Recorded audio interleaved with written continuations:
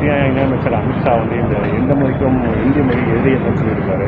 ஆனால் தற்போது இந்தி மொழியை திணிச்சுட்டு மற்ற மொழியை அறிவிக்கிறதா இடதுசாரிகள் சொல்லியிருக்காங்க. இது கொடுக்க சார். ஹிந்தி வந்து யாருக்கும் எதிரி இல்லை நண்பர் அப்படின்னா, அவர்களும் தமிழும் அதே போல் வந்து யாருக்கும் எதிரி இல்லை. அவர்கள் தமிழ் கற்றுக்கொள்ளட்டும். எத்தனை பேர் வந்து தென்னிந்திய மொழிகளில் ஏதாவது ஒன்று கற்றுக்கிட்டு இருக்காங்க. ஏதாவது ஒன்று கற்றுக்கிட்டோம், அதுதான் வந்து உண்மையான நேஷ்னல் இன்டகிரேஷனாக இருக்கும். அதனால் நாங்களும் யாருக்கும் எதிரி இல்லை, எல்லோருக்கும் நண்பர்கள் தான். எங்களுடைய மொழிகளை கற்றுக்கொள்ளுங்கள். பெரியாரை தவிர்த்து தமிழக அரசியல் கிடையாது மேடம். தற்போது கொள்கை தலைவராக நிறைய பேர் பெரியாரை தான் குறிப்பிடுறாங்க. நடிகர் விஜய் கூட பெரியாரை தன்னோட கொள்கை தலைவராக சொல்லியிருக்காரு. ஆனால் இப்போது நடந்த RSS மாநாட்டில் வந்து பார்த்தீங்கன்னா பெரியாரை விமர்சித்து ஒரு வீடியோ காட்சி வெளியாக இருக்குது. ஆனால் தற்போது வரை அது குறித்து அவர் எந்த ஒரு கருத்தும் தெரிவிக்காது. இது எப்படி பார்க்குறீங்க?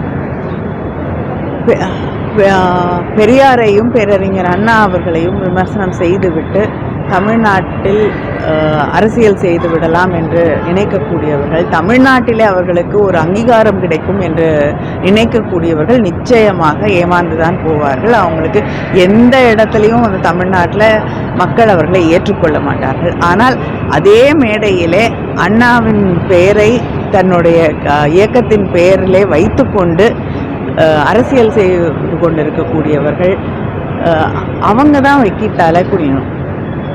ஏன்னா ஒரு வார்த்தை அதை எதிர்த்தோ அதை நாங்கள் கண்டிக்கிறோம் என்று சொல்லுவதற்கோ அவர்களுக்கு அங்கே அந்த தைரியம் கூட இல்லாத ஒரு சூழ்நிலையிலே அவர்கள் நிற்பதை பார்க்கும்பொழுது நாம் வெட்கப்பட வேண்டியதாக. கடைசி கேள்வி மேடம், அமித்ஷா வந்து தமிழகத்தில் வந்து திருப்பி இங்கே பரிச்சை பிளே ஸ்டோர் மற்றும் ஆப் ஸ்டோரில் இருந்து பாலிமர் செயலியை QR கோடு மூலம் பதிவிறக்கம் செய்யுங்கள்.